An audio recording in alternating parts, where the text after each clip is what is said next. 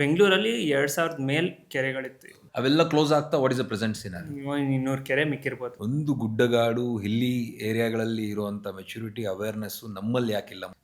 ನಾವು ಪ್ಲಾಸ್ಟಿಕ್ ಎಸೆಯೋದ್ರ ಬಗ್ಗೆ ಮಾತಾಡಿದಾಗ ನಾನು because I did my BSc agriculture. So ನಮ್ಮ ಕೋರ್ಸಲ್ಲೇ ಒಂದು ಆಲ್ ಇಂಡಿಯಾ ಟೂರ್ ಅಂತಿದೆ. ನಾವು ಬಿಕಾಸ್ ನಮ್ಮದು ಆಗ ಸೆಕೆಂಡ್ ಇಯರ್, ಥರ್ಡ್ ಇಯರ್ ಅಥವಾ ಫೋರ್ತ್ ಇಯರಲ್ಲಿ ನಾವು ಹೋಗ್ತೀವಿ ಅನ್ಸುತ್ತೆ ಆಲ್ ಇಂಡಿಯಾ ಟೂರ್ಗೆ. ಇಟ್ಸ್ 1 ಮಂತ್ ಟೂರ್ ಅದು. ಅಲ್ಲಿ ನಮಗೂ ಏನು ಆವಾಗ ಮೆಚುರಿಟಿ ಏನಿತ್ತು ಅಷ್ಟು ಮತ್ತೆ ಮೆಚುರಿಟಿ ಇರೋದಿಲ್ಲ. ಪ್ಲಾಸ್ಟಿಕ್ ಏನೋ ತಿಂದಿದ್ದು ಅಲ್ಲಲ್ಲೇ ಎಸಿತಾ ಇರ್ತೀವಿ, ಅದನ್ನು ಯಾರು ನೋ ಅಂದವ್ರು ಯಾರೂ ಇಲ್ಲ. ಲೈಕ್ ಯು ಸೆಡ್, ಅದ್ರ ನಮಗೂ ಅವೇರ್ನೆಸ್ ಇರಲಿಲ್ಲ ಬಿಸಾಕ್ಬಾರ್ದು. ಹೌದು.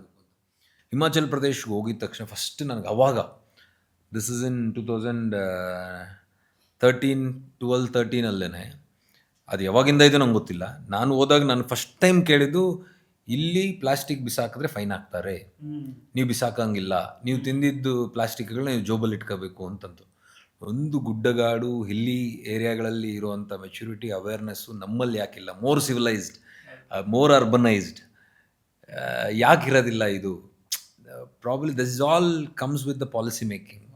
ನಮ್ಗೆ ಅದನ್ನು ಸ್ಟ್ರಿಕ್ಟಾಗಿ ಹೇಳಿದ್ರೆ ಡೆಫಿನೆಟಾಗಿ ನಾವು ಹಾಕ್ದೇ ನಾವು ಇದೇ ನಮ್ಮ ತಂಡ ಗೋವಾಲ್ಲೋ ಬೆಂಗಳೂರಲ್ಲೋ ಇದ್ದಾಗ ಹಿಂಗೆ ಲೇಸ್ ಚಿಪ್ಸ್ ಇನ್ನೇನು ತಿಂದ್ಬಿಟ್ಟು ಹಿಂಗೆ ಪ್ಯಾಕೆಟ್ ಎಸೆಯೋರು ಹಿಮಾಚಲ್ ಪ್ರದೇಶಲ್ಲಿ, ಅಲ್ಲಿ ಕುಲ್ಲು ಮನಾಲಿ, ಶಿಮ್ಲಾ ಅಲ್ಲಿ ಜೋಬಲ್ ಹಾಕ್ಕಂತಿದ್ವಿ. Because someone said us, it is just an awareness, education. So ಅಂಥ ಎಜುಕೇಷನ್ ತುಂಬ ಇಂಪಾರ್ಟೆಂಟ್ ಆಗುತ್ತೆ ಅನ್ಕೊಳ್ತೀನಿ.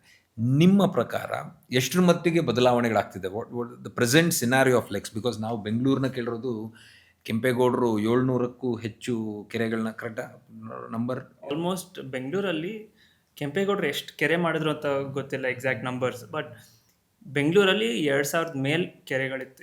ಬೆಂಗಳೂರಲ್ಲಿ 2000 ಕೆರೆಗಳಿಗೂ ಮೇಲೆ ಇತ್ತು. ಹೌದು. ಅವೆಲ್ಲ ಕ್ಲೋಸ್ ಆಗ್ತಾ what is the present scenery? 200 ಕೆರೆ ಮಿಕ್ಕಿರ್ಬೋದು. 200 ಕೆರೆ ಇದೆ. ಬಟ್ ನಾನು ಅಬ್ಸರ್ವ್ ಮಾಡ್ತಾರೆ, ಕಳೆದ 1-2 ವರ್ಷದಲ್ಲಿ ಕೆರೆಗಳ ಮೇಲೆ ಒಂದು ಸ್ವಲ್ಪ ಅಭಿವೃದ್ಧಿಗಳಾಗ್ತಿದ್ದಾವೆ. ಕಟ್ಟೆಗಳು ಕಟ್ತಾರೆ, ಕೆರೆ ನೀಟಾಗಿ ಮಾಡ್ತಾ ಇದ್ದಾರೆ, ಇದೆಲ್ಲ ಆಗ್ತಿದೆ. ಸೊ ಅವೇರ್ನೆಸ್ ಬರ್ತಾ ಇದೆ ಅಂತ ತಗೋಬೋದಾ? What will be the future prospects of existing ಕೆರೆಗಳು?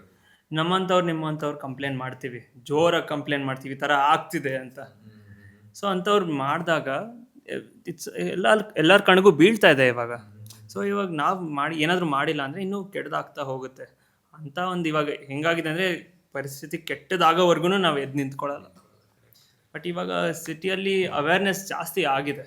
ಸ್ವಲ್ಪ ಕೆಟ್ಟದಾಗ್ತಾ ಇರೋಂಗೆ ಬಂದು ನಿಂತ್ಕೊಂಡು ವಾಯ್ಸ್ ಮಾಡೋರು ಇದ್ದಾರೆ ಜನ. So that is very good, awareness ಇದೆ. ಬಟ್ ಆದರೂ ಇನ್ನೂ ಚೆನ್ನಾಗಬೇಕು. ಇವಾಗ ಮಾಡಿದಾರಲ್ಲ, ಎಲ್ಲೋ ಕಸ ಎಸೆದ್ರೆ ಆಟೋ ಬಂದ್ಬಿಟ್ಟು ಫುಲ್ಲು ನಿಮ್ಮ ಮನೆ ಮುಂದೆ ಚೆಲ್ಬಿಡುತ್ತೆ ಅಂತ. ನೋಡಿದ್ದೀರಾ ಅದು ವಿಡಿಯೋಸ್? ಇಲ್ಲ, ನಾನು ಅಬ್ಸರ್ವ್ ಮಾಡಿ. ಹೌದು.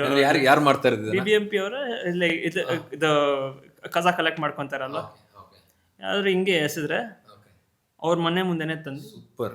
ಇವಾಗ ಯಾರೋ ನೋಡ್ತಾರೋ, ನಾನು ಹುಷಾರಾಗಿರ್ಬೇಕಪ್ಪ ಅಂತ ನೋಡ್ತಾರೆ. ಗ್ರೇಟ್. ಇಂಥ ಪಾಲಿಸಿ ಆ್ಯಕ್ಚುಲಿ ಆಗಬೇಕು ನಮ್ಮಲ್ಲಿ. ಅದನ್ನೇ ಹೇಳೋದು, ತುಂಬ ಸ್ಟ್ರಿಕ್ಟ್ ಆಗಿದ್ರೇ ನಾವು ಬದಲಾಗಂಥದ್ದು. ಇಲ್ಲ ಅಂತಂದರೆ ಬಿಡಿ, ನಾವೊಂದ್ಸರಲ್ಲ. ನಾನು ಅಂಥದ್ದೊಂದು ತೀರ್ಮಾನ ತಗೊಂಡು, ನಾನು ನಮ್ಮ ಮನೆಯಿಂದ ಅಪಾರ್ಟ್ಮೆಂಟಿಂದ ಬಂದಿದ ತಕ್ಷಣ ಒಂದು ಸಣ್ಣ ಒನ್ ವೇ ಹಿಂಗೆ ಒಂದು 50 ಮೀಟ್ರ್ ಹೊಡೆದ್ರೆ ನಾನು ಮೇನ್ ರೋಡಿಗೆ ಜಾಯ್ನ್ ಆಗಿಬಿಡ್ತೀನಿ. ಪ್ರತಿ ಸಾರಿ ರಾಂಗ್ ಟರ್ನ್ ತಗೊಂತಾ ಇದ್ದೆ. ಸೊ ಒಂದು ತಿಂಗಳಿಂದ ನಾನು ಅಂದ್ಕೊಂಡೆ, ಬೇಡ, ಹೋಗೋಣ, ಮುಂದೆ ಹೋಗಿ ಯೂಟರ್ನ್ ಮಾಡ್ಕೊಂಬರೋಣ, ಒಂದು ಸ್ವಲ್ಪ ಮುಂದೆ ಹೋಗಿ. That's what, like you said, first ನಾವು ಚೇಂಜ್ ಆಗಿರಬೇಕು. ನಾವು ಚೇಂಜ್ ಆಗಿರಲಿಲ್ಲ ಅಂದರೆ ಇನ್ನೊಂದನ್ನು ಮಾತಾಡೋದ್ರಲ್ಲೂ ಅರ್ಥ ಇರಲ್ಲ ಅಂತ ನಾನು ಸ್ಟ್ರಾಂಗಾಗಿ ಬಿಲೀವ್ ಮಾಡ್ತೀನಿ.